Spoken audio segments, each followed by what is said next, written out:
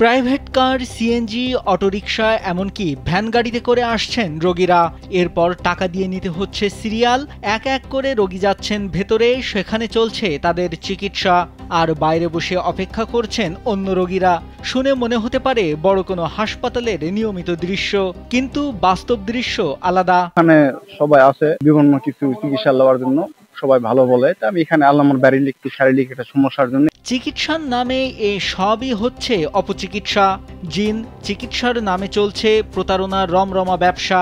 Tumour থেকে শুরু করে বিভিন্ন রোগের কথিত চিকিৎসা দেওয়া হচ্ছে।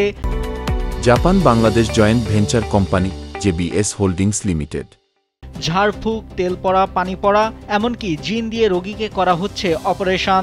ইনজেকশন দেয়া হয় আঙ্গুল দিয়ে। আর এই ভুয়া চিকিৎসার মাধ্যমে রোগী ও তার স্বজনদের কাছ থেকে হাতিয়ে নেওয়া হচ্ছে হাজার হাজার টাকা। এখানে প্রায় 18 বছর থেকে এই প্রতারণা হচ্ছে। প্রত্যেকটা রোগী থেকে তারা 30 টাকা করে নেয়। যে কেসগুলো মেডিকেলে সমাধানযোগ্য সেই কেসগুলো তারা পানি পড়া, তেল পড়া ইত্যাদির মাধ্যমে সমাধান করার চেষ্টা করে। জয়পুরহাটের কালাই উপজেলার পুনট পূর্ব নয়াপাড়া গ্রামে চলছে এই অপচিকিৎসা।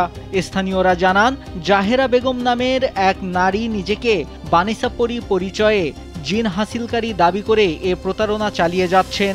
বাবার বাড়িতেই গড়ে তুলেছেন কথিত চিকিৎসালয়।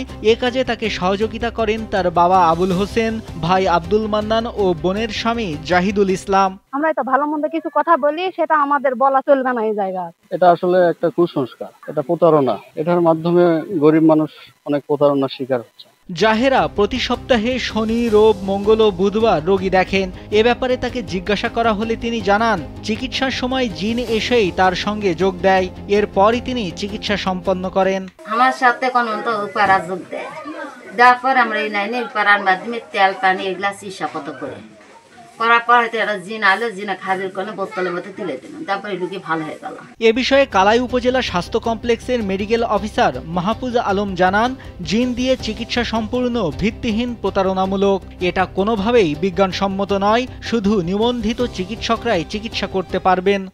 কোনো বৈজ্ঞানিক ভিত্তি নাই, শুধু মানুষের অন্ধবিশ্বাসকে কাজে লাগিয়ে তারা আসলে এই কাজগুলো করে। তো এটাই যে জনগণ যেন সব ব্যাপারে সাবধানে থাকে, এরকম করে লিখে দেন তাহলে হবে। কালাই উপজেলা নির্বাহী কর্মকর্তা শামীমা আক্তার জানান, বিষয়টি সম্পর্কে প্রশাসন অবগত হয়েছে। দ্রুত সংশ্লিষ্টদের বিরুদ্ধে প্রশাসনিক ব্যবস্থা নেয়ার আশ্বাসও দেন তিনি। লিখিত অভিযোগ আমি এখনো পাই নাই। অভিযোগ পাইলে সেটার বিরুদ্ধে তো আমরা ব্যবস্থা নিব। আমরা চেষ্টা করব মানুষজনকে সচেতন করার। দ্রুত জাহেরা বেগম ও তার সহযোগীদের বিরুদ্ধে আইনগত ব্যবস্থা নেয়ার পাশাপাশি সচেতনতামূলক প্রচারণাও করবে প্রশাসন, এমনটাই দাবি স্থানীয়দের। নাইমুল হাসিব, কালবেলা।